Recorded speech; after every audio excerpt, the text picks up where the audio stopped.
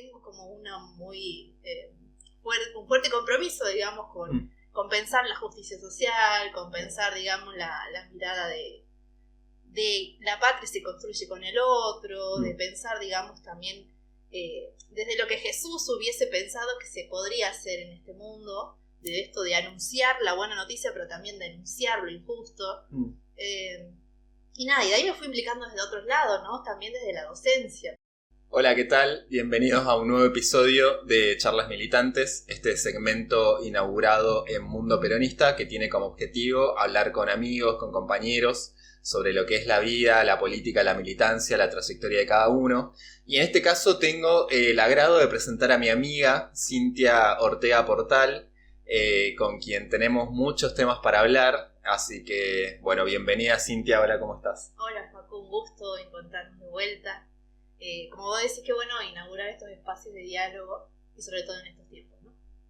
Sí, totalmente. Y bueno, esta es una entrevista, una charla especial porque, bueno, con Cintia tenemos muchos tópicos interesantes para tratar que me interesaba poder reflejar en esta charla. Pero en principio arrancar por donde nos conocimos un poco, que fue en el tiempo del terciario, en la normal, cursando la carrera, el profesorado de Ciencias Políticas. Y como, bueno, ya se imaginarán, nos convocó ahí la militancia estudiantil en ese momento, que nos conocimos y bueno, de ahí se forjó una amistad que se sostiene hasta hoy y que, bueno, vamos a ir repasando por algunos de los temas también que nos convocan. Así que, bueno, para arrancar un poco, el terciario, ¿qué recuerdos tenés, digamos? ¿Cómo te resultó esa experiencia? Me parece muy bueno arrancar desde ese entonces porque justamente hace rato nos preguntábamos en qué año había sido y en 2015, 2016,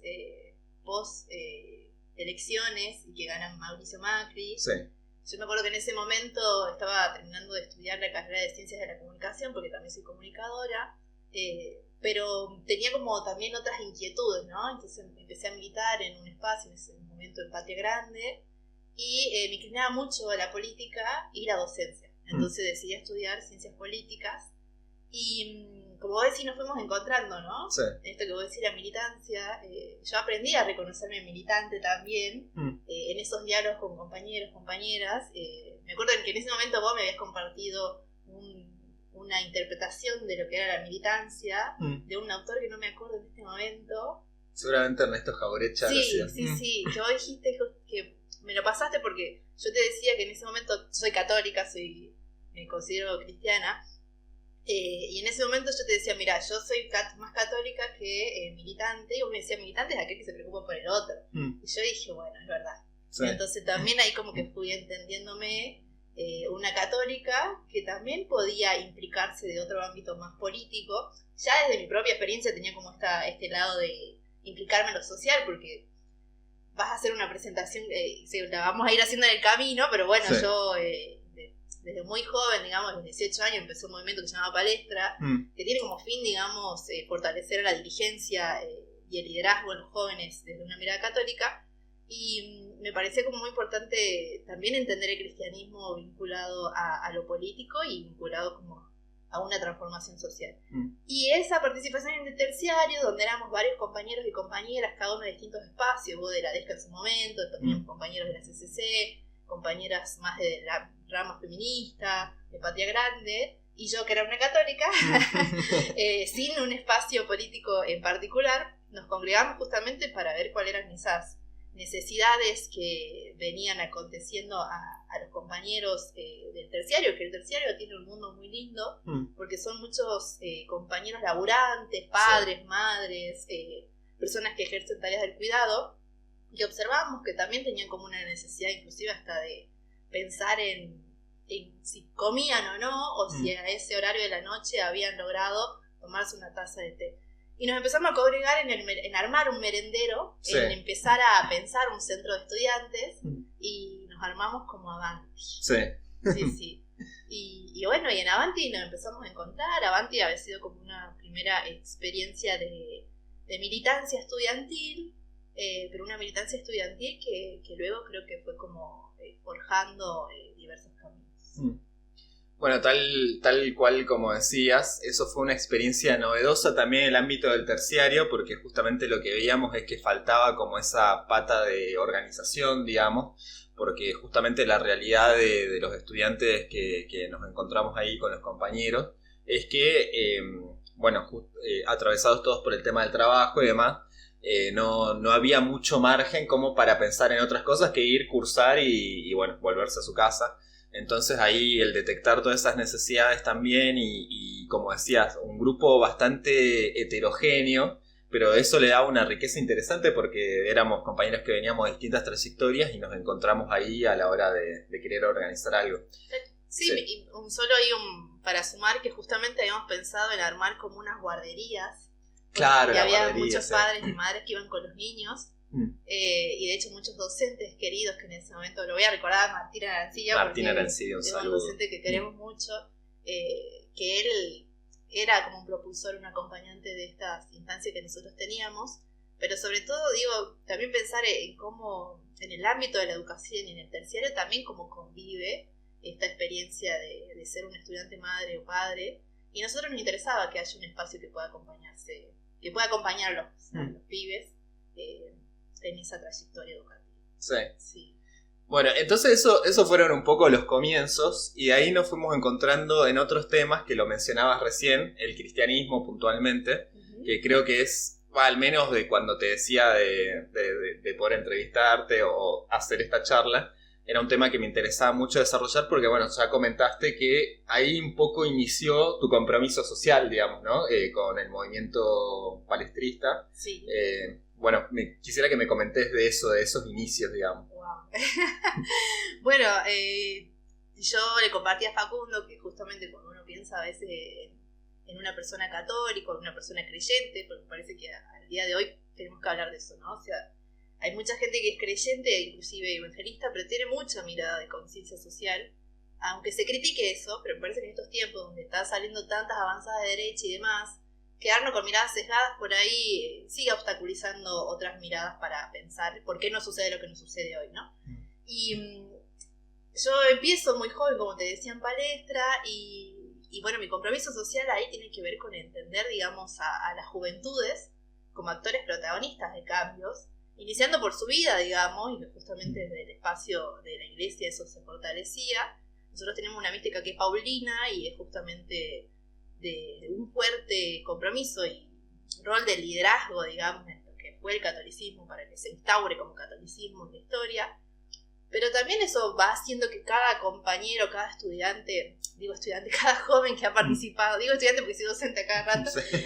Pero cada joven que participa del movimiento empiece como a interpelarse de su propia vida y de cómo participa. De hecho hay muchos compañeros, los digo compañeros porque si bien son jóvenes que han participado del movimiento, pero tienen mucha implicancia en lo social, ¿no? Desde trabajadores sociales que han ido a trabajar, digamos, en las comunidades de pueblos originarios, compañeros que al día de hoy trabajan en el ámbito de la salud, en el territorio, compañeros que dentro de la misma iglesia han trabajado desde los voluntariados del ámbito más salesiano, fortaleciendo ahí como la pata social. Entonces digo, para mí fue empezar a entender que desde mi rol católica uno también puede incidir en otros espacios, pero a mí me gustó más también meterme como del lado de la política, y si bien a veces no termino como decir, bueno, soy de tal partido o X partido, pero tengo como una muy un fuerte compromiso, digamos, con pensar la justicia social, con pensar, digamos, la mirada de la patria se construye con el otro, de pensar, digamos, también desde lo que Jesús hubiese pensado que se podría hacer en este mundo, de esto de anunciar la buena noticia, pero también denunciar lo injusto. Y nada, y de ahí me fui implicando desde otros lados, ¿no? También desde la docencia. Me fui encontrando docente y también desde mis espacios empezar a observar cómo hay ciertas cuestiones que a nivel político inciden en lo que hoy por hoy consideramos algo fundamental, que es un derecho a la educación, y cómo ha sido avasallado en distintas instancias políticas. Y bueno, y desde ahí pensar justamente cómo acompañar esas instancias, ¿no? Yo creo que lo hago en mi ámbito cotidiano, trabajo en secundario, en terciario y en universidad, y en cada ámbito es distinto, ¿no? Pero bueno, también me gusta mucho pensar, desde ahí creo que mi espacio hoy por hoy de incidencia más política es la universidad también, donde acompaño en la carrera de comunicación. Pero bueno, va de la mano por ahí también. Yo creo que va a salir el padre Mujica. Claramente. Bueno, ya que lo mencionaste, justamente me acuerdo de haber intercambiado en algún momento un libro de Mujica que es Peronismo y Cristianismo. Todavía lo tengo. Y como decías, bueno, esto parte justamente de involucrarse con una realidad y de denunciar la injusticia, porque ahí yo veo también el rol político de Jesús, el hecho de haberse enfrentado a un imperio y haber justamente, bueno, el ejemplo más claro de eso fue cuando echa a los mercaderes del templo. Entonces, digamos, yo la verdad que me di cuenta que entendí la religión a partir de la identidad política, porque digamos que el peronismo, que se nutre del cristianismo, me llevó a tener otra interpretación que, digamos, mi tránsito por la iglesia fue hacer la comunión, la confirmación, pero nunca mucho más allá de eso. Y después la figura de Francisco, del Papa argentino que tenemos, que hoy está, bueno, es el líder espiritual de la humanidad. Te quería preguntar qué representa para vos, digamos, Francisco, en función de todo este ideario, ¿no?, de la iglesia, el catolicismo, el cristianismo. Y yo creo que Francisco le vino a dar una mirada distinta a la iglesia, también dentro de una coyuntura donde la iglesia parecía muy lejana a la realidad social. De hecho, veníamos del Papa Juan Pablo Benedicto y Juan Pablo II anteriormente, y habían pasado como muchas crisis a nivel interno de la institución como iglesia, y se piensa un Papa que de alguna u otra manera venga a darle como otro aire, y un Papa latinoamericano también, con lo que impregna la identidad latinoamericana cristiana, que tiene otra mística, otra forma de pensar al hermano, otra forma de acercarse. De hecho, cuando pensamos también yo pienso en Francisco y pienso también un poco en la opción de los curas por la opción de los pobres. Sí. Es largo por eso. Porque pienso en un papa que se acerca de otras maneras, que no viene como a intentar mostrar que dentro de la iglesia también se pueden romper algunas cuestiones. Que no hablo de romper como sacar, sino como empezar a mostrar esa mirada más misericordiosa, más cercana de Cristo, ¿no? Creo que Francisco lo hizo en un montón de cuestiones, desde hablar del matrimonio homosexual, pero que habló hace muy poco, pero siempre también como entendiendo el lugar que se le da a los compañeros y a las compañeras, pero habló inclusive de acercar, digamos, la iglesia al sector homosexual, porque creo que la iglesia siempre ha sido muy condenatoria, ¿no? Y tener una mirada a veces de ciertos compañeros, ciertos hermanos que no están haciendo las cosas como debería ser la iglesia. De hecho, esto seguramente va a ser muy condenado de la manera en que lo estoy diciendo, pero para mí me parece que es sumamente importante pensar que nosotros como cristianos, como católicos, tenemos que acercar la iglesia a todo el mundo, y que Francisco vino como también a instalar un poquito esta mirada de Jesús. También hasta el mismo poder cuestionó en sus encíclicas que él elaboró, me parece que son fundamentales, porque habla en Laudato Si, por ejemplo, del cuidado de la naturaleza. Claro. Y en ese cuidado de la naturaleza, que lo hace de una mística muy franciscana y jesuita, él está también yendo contra los grandes avances que está teniendo el capitalismo por hoy, ¿no? Sí. O sea, el despojo que está haciendo, el laburo de las grandes empresas. Entonces nos está invitando como a congregarnos de otra manera, como una casa común. Y en esa casa común yo creo que justamente lo que está invitando es a pensar la iglesia como protagonista nuevamente, pero él es un dirigente político también hoy por hoy. Últimamente, quizás con todo lo que nos viene pasando a nivel social, no estamos observando qué pasa. Él también está un poco cansado, tenía un poco de abates a nivel físico y de salud. Pero bueno, yo creo que Francisco ha venido a darnos una mirada más cercana de un montón de cuestiones sociales que tenemos que empezar a observar. Pero también alguien que ha sido muy tapado por la escena mediática. Sí. Yo creo que hay muchos dichos que Francisco dijo que desde lo que se muestra en los medios de comunicación se tergiversa mucho, ¿no? Se tergiversa un montón de cuestiones que él plantea, siempre respetando los lineamientos de la iglesia, de la Biblia, de los dichos de Jesús.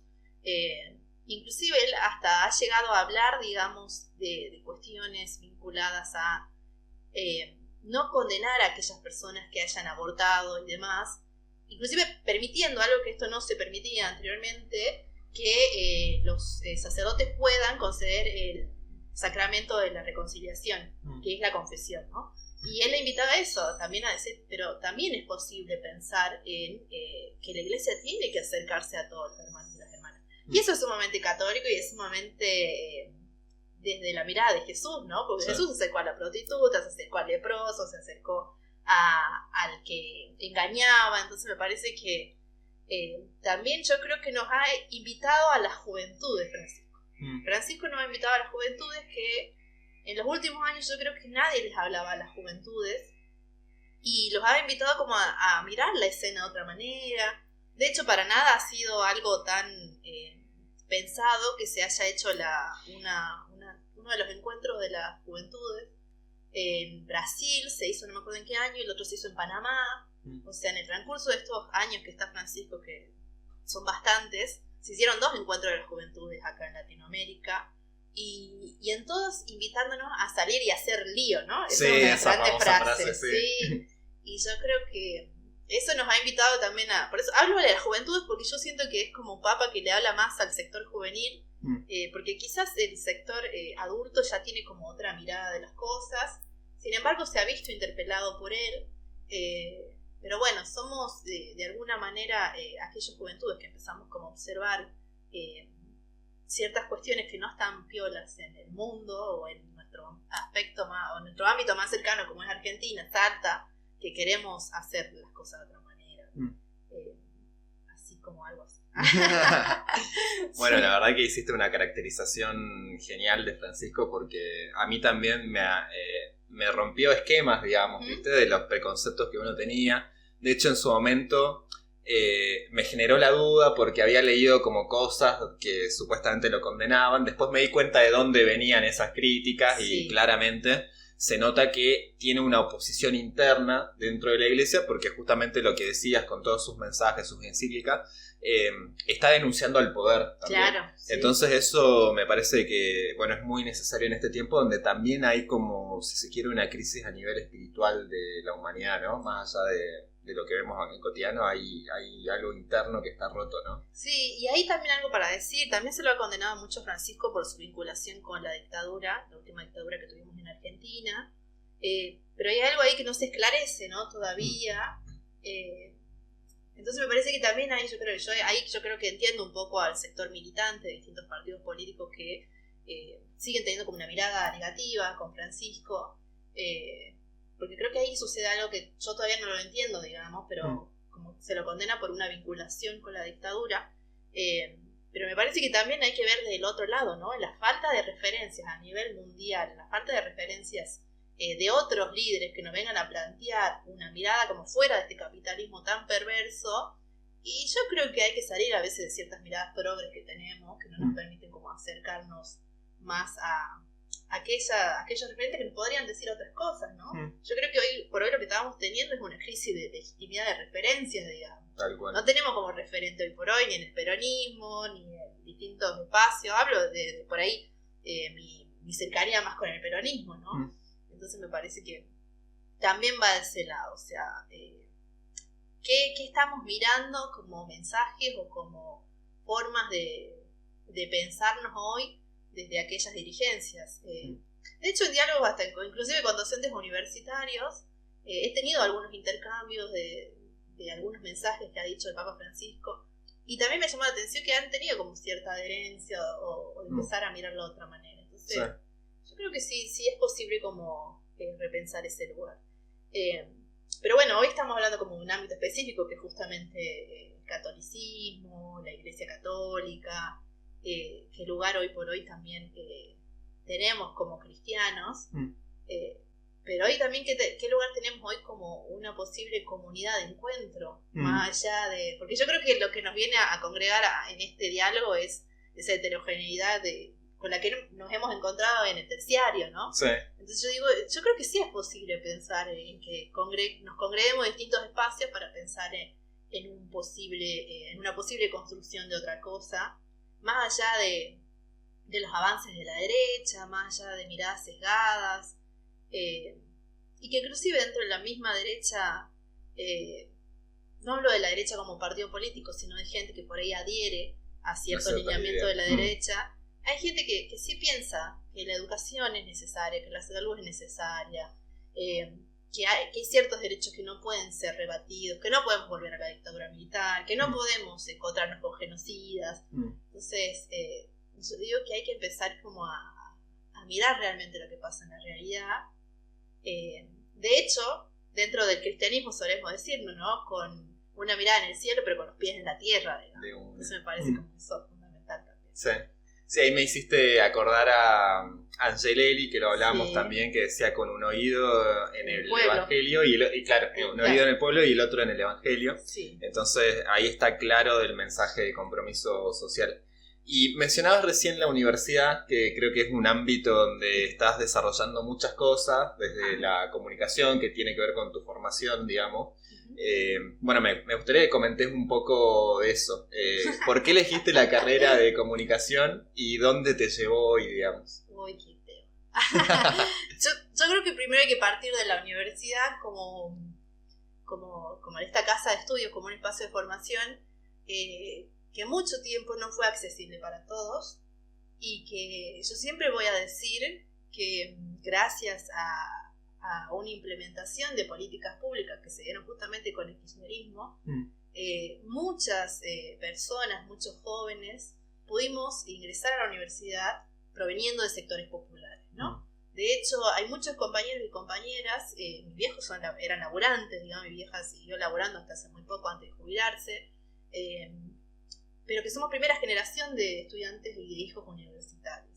Entonces, cuando vos me hablas de la universidad, yo tengo que decir eso porque para mí es, si no hubiese existido todo ese tipo de políticas públicas, yo lo digo de mi lugar de que fui becaria de un montón de cuestiones, y gracias a esas becas pude seguir estudiando, y el día de hoy soy becaria doctoral de CONICET, sigo estudiando gracias a que se piensa en políticas públicas que justamente puedan llegar a todos. Con un montón de discusiones y cuestionamientos que podamos hacerle a algunas iniciativas estatales, pero mi paso por la universidad viene por ahí, ¿no? O sea, como ver que la universidad era posible, pero también elegir estudiar comunicación tiene que ver con esa mirada católica también, ¿no? Me gustó pensar que dentro del catolicismo uno podía decir y llevar una buena noticia a otros, y construir con otros y hacer cosas con otros y trabajar con lo humano.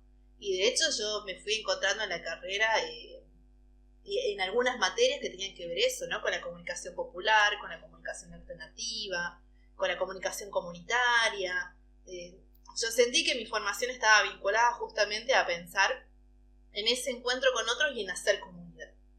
Y en ese hacer comunidad, bueno, me recibí, hice una tesis que me llevó a trabajar con jóvenes en la escuela secundaria, y bueno, y seguí como pensando qué más podría ofrecerle a la universidad de lo que me había ofrecido a mí.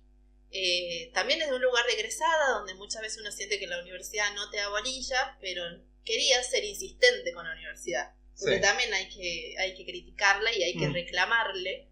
Y nada, y empecé a hacer actividades, jornadas vinculadas a la comunicación, a la educación, a incorporar a otros compañeros y compañeras de otros sectores, de organizaciones populares, de otras experiencias educativas vinculadas al terciario, al secundario. Y en estos últimos años fuimos como trabajando con compañeras, Guada, la Clau Leal, con la Cátedra de Comunicación Comunitaria, María Techagua, bueno, varios compañeros que deberían nombrar. Fuimos trabajando en articular, digamos, la universidad con el sector educativo. Y nada, y ahí fue como fortaleciendo mi pata de laburo ahí. Soy docente del ingreso universitario, que para mí es fundamental porque ahí se piensa como en el ingreso universitario como una política que tiene que defenderse en la universidad, porque uno dice la universidad es para todos, pero la universidad no termina siendo para todos cuando realmente no tenemos como acompañamientos para que realmente un estudiante pueda adecuarse a la vida universitaria. Y en eso sigo pensando hoy por hoy, acompañando a la carrera de comunicación, para que realmente podamos fortalecerla, para que realmente se vea hoy la importancia y el lugar que ocupa la comunicación en la construcción de discursos de poder, en la disputa de los sentidos. Cuando digo disputa de sentidos me hago referencia a que a veces pensamos que ciertas cosas son así porque están establecidas, y no, a veces hay que mirar un poquito más la realidad para verla de otras maneras y para pensarnos de otras maneras, ¿no? Y bueno, y para mí tiene que ver con eso. Yo creo que cada uno de los que viene acá viene con su trayectoria y su estilo de vida y demás, pero a mí la vida me fue llevando de esta manera. Y por eso también me vinculo mucho con la educación popular, digo, con toda esta rama que nos permite pensar otros modos de ser profesionales que irrumpan o que también se cuestionen lo establecido, ¿no? A mí me parece que es fundamental eso y aprecio mucho la mirada de los compañeros, que sean creyentes o no creyentes, porque justamente en esa complementariedad de miradas también está el crecimiento y también está como seguir cuestionándonos de otras maneras y construir otro mundo posible, aunque sea muy utópico, pero sí es posible. Pero es necesario.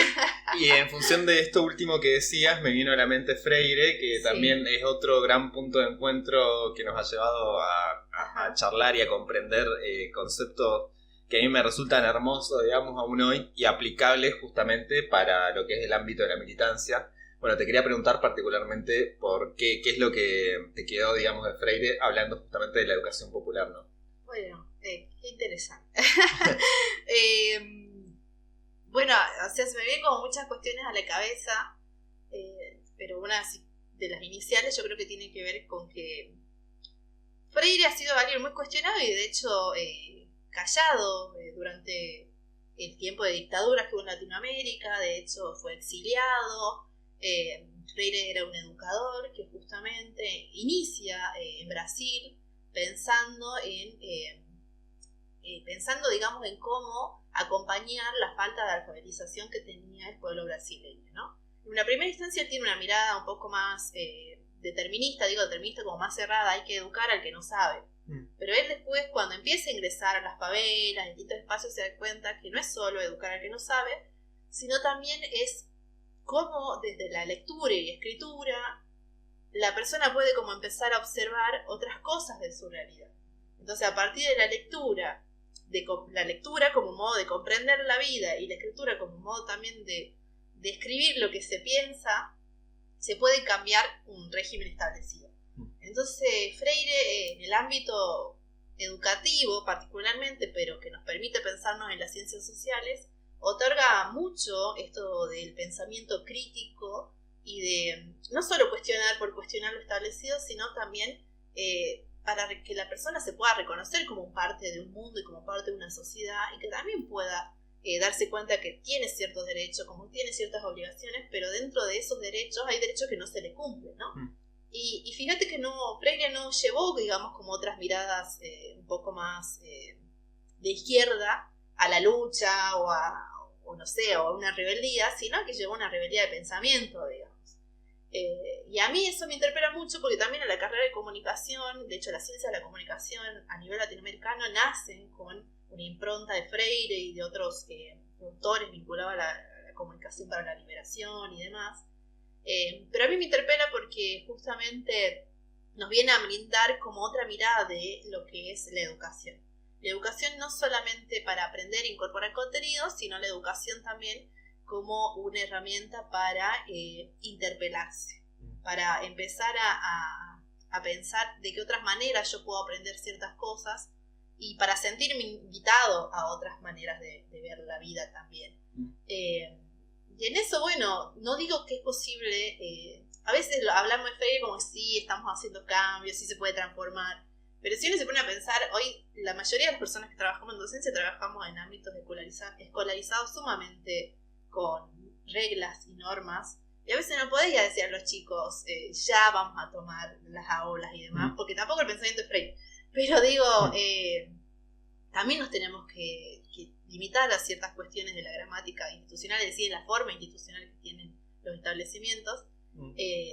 Pero sin embargo yo creo que si empezáramos a entender más el sentido más íntimo de Freire, podríamos también trabajar en otras cuestiones que yo creo que saltó mucho a la luz en este tiempo de revuelta que tenemos a nivel social, donde justamente uno va a las aulas y los pibes no saben qué pasó en la dictadura, no saben la importancia de algunos hechos históricos, pero también uno dice los pibes, pero no decimos los docentes, o sea, nos preguntamos nosotros mismos qué está pasando, y entonces yo creo que si realmente volviéramos a escucháramos un poco más el sentido etimológico o ese sentido que tiene la postura freiriana, capaz que nos sentiríamos invitados también a que los pibes puedan, más allá de aprender cosas de memoria, a hacerse la pregunta. Él trabajaba Freire mucho con esto, ¿no? Hacerse la pregunta como una manera de no quedarme con eso que aprendí, sino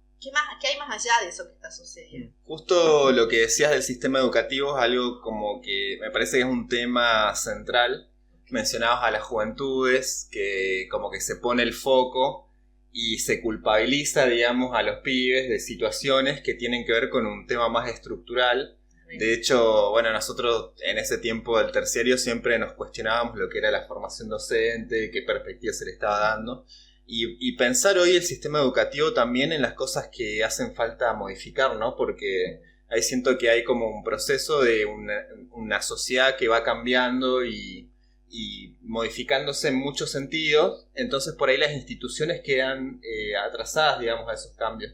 Desde tu rol docente, ¿qué has podido observar, digamos, en cosas que por ahí sentí que están bien y otras que se debieran mejorar, digamos, en cómo está pensado también el sistema, ¿no? El sistema va a colapsar. Es como... La primera respuesta que te puedo dar es de una mirada más sesgada si la escuela tiene todos los problemas y está en crisis y no tiene solución.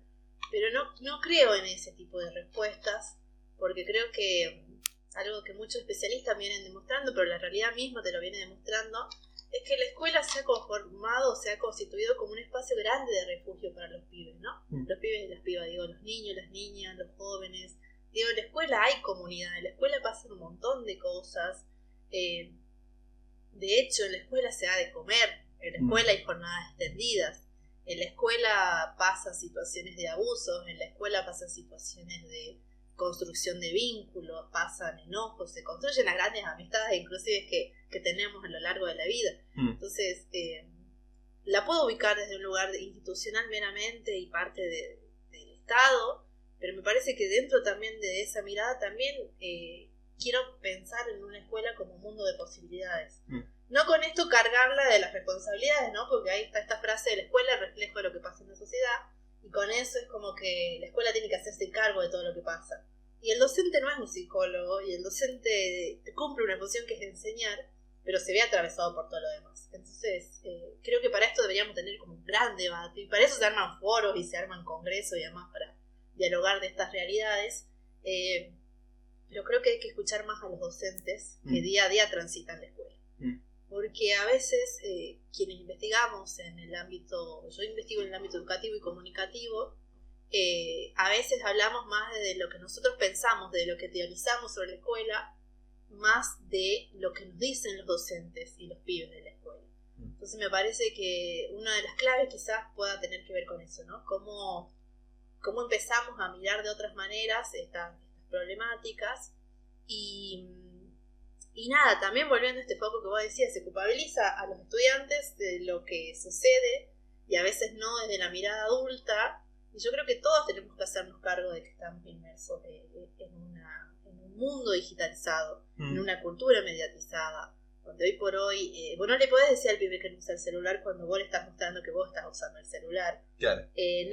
No podemos, o sea, creo que hay muchos problemas que está trayendo los dispositivos electrónicos a la vida de los estudiantes, sí, pero no es por la escuela. Esto deviene de también cómo hoy están las familias, qué tipo de estímulos están teniendo los pibes para aprender, qué tipo de acompañamiento se le está dando a las niñeces, a las juventudes, porque justamente lo que la escuela debería hacer es fortalecer más la alfabetización digital, la educación digital en los pibes, ¿no? Y así como un montón de otras cuestiones, hoy salta esto a la vista porque estamos como atravesados de la inteligencia artificial, de que los pibes todo el tiempo utilizan la computadora o el celular, pero hoy algo que vemos es que los pibes no tienen dispositivos. O sea, en las escuelas públicas menos, porque los pibes no tienen computadoras en su casa, la mayoría, o capaz que... Yo trabajo en terciario, hay gente que tiene 25 años y nunca ha tocado una computadora en la vida.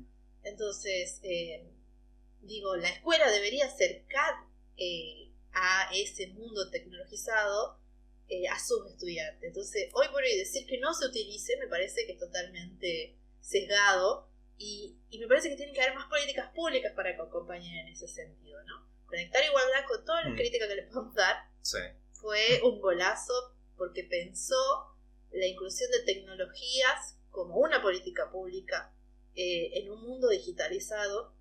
Y hoy por hoy no estamos hablando de ninguna política pública de inclusión digital, salvo algunas cuestiones que quedaron. De hecho, como muchas otras cuestiones, no sabemos qué está sucediendo. Y a veces hay algunas iniciativas en las provincias y no todas las provincias pasa lo mismo, ¿no? Pareciera que volvemos un poco a los 90 a veces, con esta desregularización de qué es lo que sucede. Y te hablo más de lo digital porque es donde más trabajo, pero me imagino que en otros ámbitos también estamos como sumamente interpelados, ¿no? Nos falta, yo creo que a los docentes nos falta mucha formación, pero no quiero culpabilizar al docente porque sí, sino quiero culpabilizar también como al mismo sistema que no nos da más formación. Porque creo que de ahí te vienen como todas las complejidades que luego bajan a ese estudiante, ¿no? Bien, es complejísimo. Es complejísimo, pero bueno, nada, quiero pensar que si pensamos en las problemáticas, pensemos como en una gran cebolla con múltiples capas, donde hay otras capas, digamos, que también deberían hacerse cargo de eso. Que la educación es un derecho, no es un servicio esencial. Claro. Bueno, eso que decías de la cuestión digital y que tiene que ver con una realidad que nos atraviesa hoy, de cómo ha modificado también las relaciones, los vínculos sociales, digamos. O sea, cómo nos ha modificado la vida de por sí. Eso es un tema que estás trabajando mucho ahora. De hecho, bueno, también estás en un programa de radio. En una columna, en una columna, donde tratás este tema específicamente o varias. Trabajamos varios temas. Estamos en una columna radial en FM Universidad con la doctora Maricha Chagua, que es una compañera de la carrera, de hecho la directora de la carrera de comunicación, y se llama educación digital porque pensamos justamente desde otra mirada más allá desde esta forma de nombrar como alfabetización. O sea, la alfabetización tiene como muchas miradas que también podrían ser negativas porque tendemos a pensar que hay que enseñar a aquel que no sabe nada. Y no, cuando hablamos de educación digital algo sabemos todos. Capaz que no sabemos cómo usar el celular de manera plena o cómo entrar a la computadora y armar un archivo de tal manera en el Word o en el Excel o en Power, qué sé yo, pero sabemos que existen, sabemos que para qué sirven. Entonces nos parecía como nombrarlas desde la educación digital, desde estas maneras en las que venimos trabajando.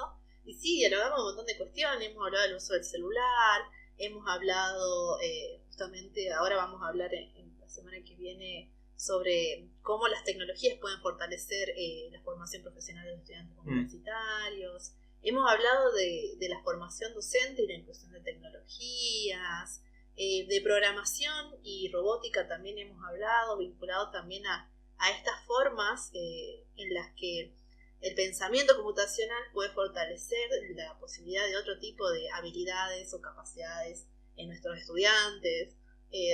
Lo hablamos de la radio, pero lo hablamos también porque venimos trabajando en proyectos de investigación, en proyectos de extensión, porque somos docentes, porque enseñamos sobre el área.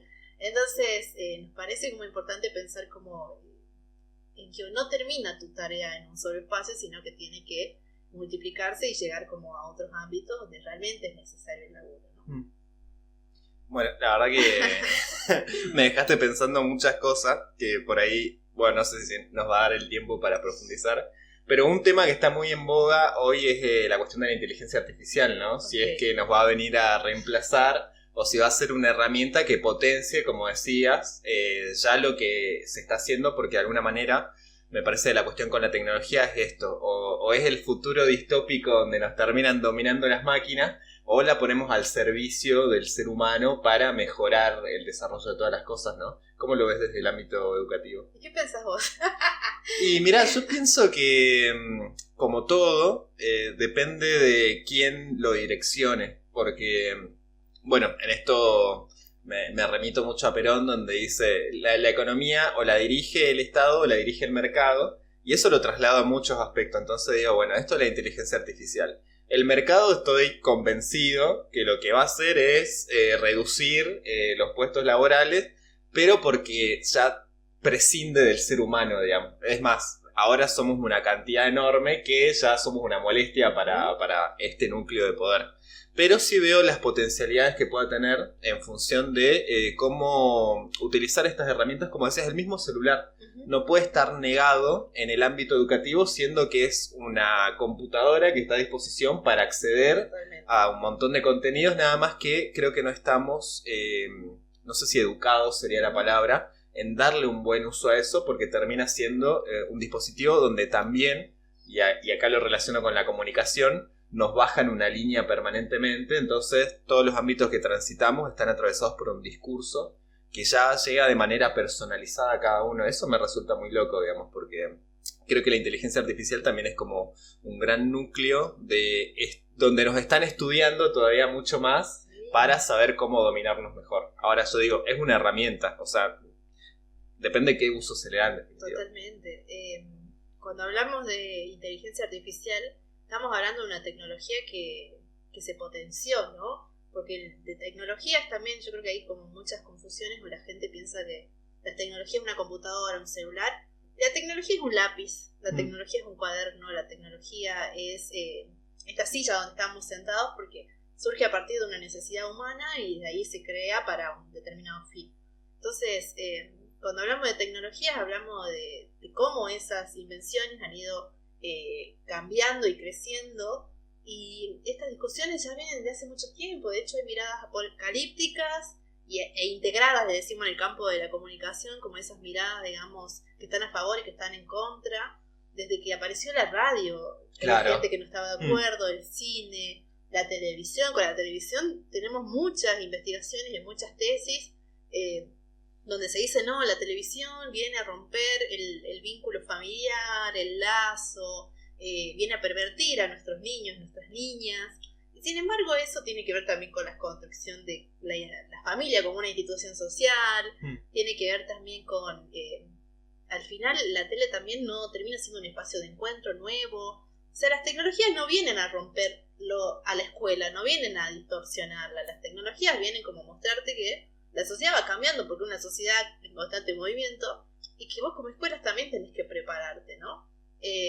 Ahora, cuando hablamos de inteligencia artificial, yo más que nunca considero que no podemos negarla, y que todo lo contrario, nosotros necesitamos tener herramientas para poder comprenderla y para también poder usarla como herramienta, como lo hemos hecho siempre los humanos. Pero quizás nuestras herramientas son limitadas porque hablamos de magnates, hablamos de grandes empresas, hablamos de un WhatsApp donde yo no le pregunté si quiero tener esa IA ahí, sí. Y está todo el tiempo ahí, está viendo qué escribimos y con qué no escribimos, pero esto lo hicieron siempre, digamos. Ahora es como que están teniendo otras herramientas. Pero si nosotros no podemos lograr identificar algunas cuestiones, y bueno, difícilmente vamos a poder combatirlas, o mejor dicho, vamos a poder saber cómo trabajarlas. De cuestiones tan sencillas, cuando uno entra a una página y te dice aceptar cookie, no aceptar cookie, digo, si uno supiera que aceptando cookie ya está aceptando un permiso, podríamos trabajar en ese sentido también, ¿no? A mí me gusta hablar mucho del concepto de ciudadanía digital, que hay muchos autores ya lo hablan, no lo hablo yo, sino que lo hablan.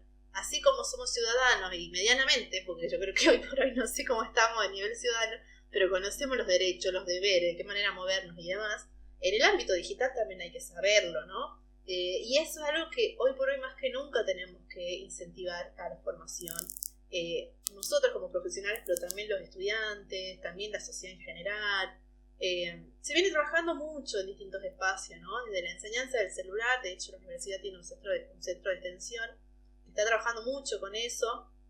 Pero también yo digo, tenemos que fortalecer más la enseñanza de la inclusión de tecnologías, de cómo convivir en el mundo de internet, de cómo comprender lo que hace la IA. Y para mí es una herramienta. Para mí no es prohibirle a mis chicos que utilicen ChatGPT. Yo le digo, busquen información y consulten el ChatGPT. Pero si yo quiero formar pensamiento crítico, les voy a hacer una pregunta. ¿Y qué dijo ChatGPT? ¿Y qué dijo Gemini, que es de Google?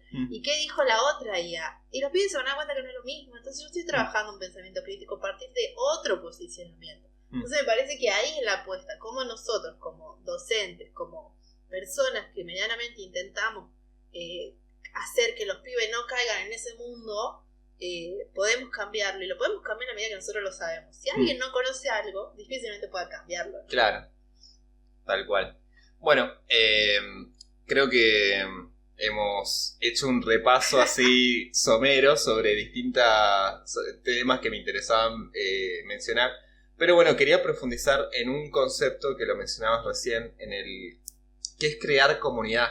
Yo creo que hoy el principal problema que estamos atravesando es que hay una individualización muy profunda en la sociedad que está atravesada por un pensamiento mercantilista. De hecho, Milei me parece que es como la representación de eso, ya a nivel global, ¿no? Porque justamente esta destrucción de la comunidad lo que ha hecho es generar también discursos de odio, enfrentamientos raciales, religiosos, bueno, todo lo que está pasando en este mundo que está como prendido a fuego, ¿no? Sí. Y digo, ¿cómo crees que se puede construir comunidad en este contexto, ¿no? En el hoy, con toda tu formación, tu experiencia, tus convicciones cristianas y católicas también, porque me parece que algo interesante de toda esta charla es que esos diversos ámbitos en los que te desenvolviste justamente confluyen o te dan una mirada bastante amplia, digamos, de la sociedad y en sí. Entonces, bueno, algo que es una pregunta constante que me hago, bueno, ¿cómo creamos comunidad hoy en este siglo XXI, no? Yo creo que la comunidad ya está haciendo, en la medida de que nosotros nos ponemos en este lugar de si hay que crear comunidad. La gente siempre se intenta unir. Yo creo que lo que pasó en el resultado de las últimas elecciones fue un sinónimo de eso, ¿no? De decir, nos queremos crear comunidad, porque sentimos que las referencias que han estado no nos han respondido a lo que queremos. Entonces, para mí es que nosotros empecemos. Cuando hablo de nosotros, hablo de aquellas personas que estamos como enojados en este momento con lo que está pasando. De hecho, no hemos votado al actual presidente y demás. Pero yo creo que nos falta como escuchar más a la gente que sí ha votado. Porque a mí me parecía como muy sorprendente que cuando sucedió, digamos, se dieron a conocer los resultados de las elecciones, la gente salió a cantar el himno nacional a las calles, ¿no? Y digo, quizás nosotros formamos parte de distintas militancias, de distintos partidos políticos, pero cantamos nuestro himno, nuestra marcha peronista, o cantamos lo de izquierda, no sé. Pero la gente cantó algo que era común, que era el himno nacional. Y de hecho, también intenta como plantearse de ese lado más patriota, hay que respetar los símbolos y demás. Quizás también está como la clave ahí, empezar a entender qué tipo de comunidad hoy están queriendo las personas en general, más allá de los espacios donde estamos, y que también otras referencias podemos empezar a construir. A mí me parece que también algo que la gente está cansada es que otros hablen por ellos, y que esos otros que hablen por ellos son demasiado incoherentes, demasiado provenientes de otra clase social inclusive, que no terminan de mirar la realidad completamente, ¿no? Entonces me parece que crear comunidad, primero, de la mirada católica que yo tengo, es hacerlo de los espacios donde uno transita, ¿no? Si soy docente, si soy historiador, si soy laburante en lo cotidiano, a mí me cuesta mucho no ir en contra o pelearme con alguien que piensa distinto, digamos, personas que son libertarias o han votado, digamos, pero hago mucho el esfuerzo de escucharlos y de que también me escuchen a mí, pero a la vez de no ir a ese choque, ¿no? Hay veces que estoy muy enojada y lo he hecho, pero digo, quizás hoy por hoy el camino sea como empezar a construir comunidades de lo pequeño para que luego se pueda expandir, ¿no? También hemos charlado anteriormente nosotros de que también hoy por hoy hay que, más allá de que Argentina sea sumamente peronista, y que muchos dirigentes que dicen que no son peronistas sigan teniendo esas lógicas peronistas, quizás es pensar cómo podemos volver a construir la justicia social, el bien común, la construcción por el otro, de otras maneras, ¿no? Me parece que tenemos que construirnos de esa manera y empezar a congregarnos en comunidades. El camino no sé cuál es, yo creo que todavía nadie lo está sabiendo, sí, no. Pero creo que no está con las lógicas anteriores. Me parece que las lógicas anteriores ya han cansado a la sociedad. Pero hay un doble desafío que es, frente a esas lógicas que hoy por hoy están pareciendo caducas, siguen avanzando otros espacios que son sumamente hostiles y que quieren ir en contra de todo lo logrado, de todo lo alcanzado. o del beneficio de las grandes multitudes más pobres, porque somos más pobres en cierta parte, y que yo creo que quizás hay que salir un poco del egocentrismo y empezar a mirar un poco más en función de lo que le pasa a la comunidad en sí. Bueno, eso que decías es algo, creo que lo charlábamos hoy también, cómo está puesta la mirada de ciertos sectores que se consideran por encima del pueblo, ¿no? Y digamos que eso se traslada en muchos ámbitos, es decir, hablar en lugar del otro, y ahí justamente rescato este concepto de poder escuchar, porque a partir de eso uno puede encontrar también el punto de coincidencia, ¿no? Y decías al principio, bueno, muchas veces estamos viendo todas las cosas en las que nos diferenciamos, pero si pudiéramos partir de puntos de coincidencia fundamentales, sería mucho más enriquecedor, porque a partir de esa diversidad también se amplía el pensamiento y la comprensión de las cosas. Entonces a veces estamos muy encerrados en nuestra verdad y nos ponemos a la defensiva a la hora de charlar con alguien que piensa distinto, así que eso me pareció clave, digamos, para pensar este tiempo, ¿no? Justamente donde creo que también las personas necesitan ser escuchadas, están buscando los ámbitos donde poder expresarse, y bueno, uno tiene que predisponerse a eso también, ¿no? Sí, yo creo que más a medida que va pasando el tiempo también nos vamos a ir encontrando con que de alguna manera todo nos está atravesando, cómo suben los precios, cómo no nos alcanza para pagar el alquiler, cómo no nos alcanza para comprar la comida. Yo digo, en esa manifestación de esa angustia social que va a empezar a suceder, creo que más que nunca no podemos pelearnos, sí discutir, pero no ir en contra de ese otro, que al fin y al cabo termina siendo uno mismo también, ¿no? Y me parece que ahí está el camino, cómo empezar a unir, a tejer, y no a seguir construyendo otredades o enemistades. Bueno, me quedo con ese mensaje final. No te quiero quitar más tiempo, digamos, pero en sí... Sí, todavía tengo. Ya me empieza a costar. Claro, porque la verdad que, bueno, en todo lo que ha sido el desarrollo de esta charla, si bien ya sabía cómo pensabas sobre ciertas cosas, escucharte en este ámbito me resultó muy enriquecedor, porque justamente la intención de esta instancia es poder reflexionar hacia adelante, ¿no? Porque digo, bueno, todo nos atraviesa una realidad con la que no nos hacemos los distraídos. Entonces, en ese tránsito que uno va desarrollando en los distintos ámbitos, y vos la verdad que te desarrollás en muchos ámbitos, digo, si podríamos hacer un capítulo de cada ámbito, digamos, pero bueno, en este repaso, si se quiere, general, pero muy enriquecedor en los conceptos, me parece que quedan estas ideas, digamos, para poder pensar hacia adelante. Así que, bueno, te quería agradecer, digamos, por el hecho de haberte animado a participar de esto, porque siempre, bueno, a mí me da un poco de gracia ponerlos a mis amigos en esta situación, ¿no?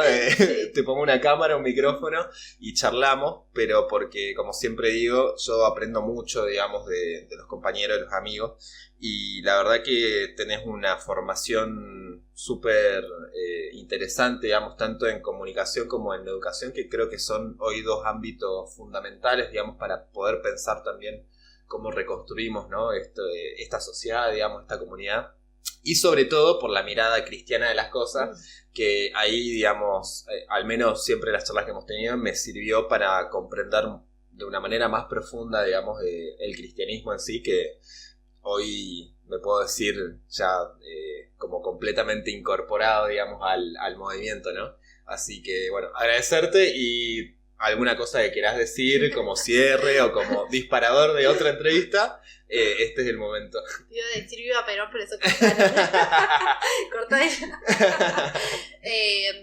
no, o sea, algo que aprendí también como de mi ser católica es que la humanidad está como muy presente, ¿me entiendes? O sea, yo no te hablo como un modelo, como un ejemplo fiel de Jesús, porque creo que soy sumamente humana y he errado un montón de veces. Eso quiero que quede claro, digamos, tampoco mis verdades son las únicas. Creo que también lo quiero transmitir, porque me parece que es como clave también para que nos podamos pensar de otras maneras, ¿no? No lo que yo digo es la única verdad, no lo que dicen otras personas es la única verdad. Quizás ahí también nos invitemos a hacernos otra pregunta de lo que está diciendo esta persona al frente del micrófono. Pero nada, a mí me gusta mucho como encontrar estos espacios donde me he sentido comprendida y no me he sentido juzgada, y me han incentivado como a seguir mostrándome como soy, y también como decir, yo soy católica, loco, y voy a hacer política y voy a seguir como construyendo de otras maneras, ¿no? Entonces, bueno, también está el cariño, vos sabés, digamos, cuando los queremos y demás, y lo que podemos seguir construyendo. Así que, bueno. Esto lo puedes guardar cuando te sientas triste. Bueno, eso ha sido la charla con Cintia Ortega Portal, así que bueno, te pueden escuchar en la radio. ¿Qué día sale? Los lunes, cada 15 días, de hecho este lunes vamos a estar, el lunes, no me acuerdo, 16. Y el lunes 19 a las 10:30 de la mañana en el Gremio Universidad. Bien. Para seguir aprendiendo sobre, bueno, todas estas cosas que venías comentando. Así que, bueno, agradecerte nuevamente y, bueno, invitarlos a que se prendan para el contenido del canal. Bueno, justamente ya hay otra entrevista ahí en el horno, a punto de salir. Pero, bueno, la verdad que me encantó la charla y ya en algún momento retomaremos de algunos temas para profundizarlos aún más. Así que bueno, muchas gracias, amiga. Gracias.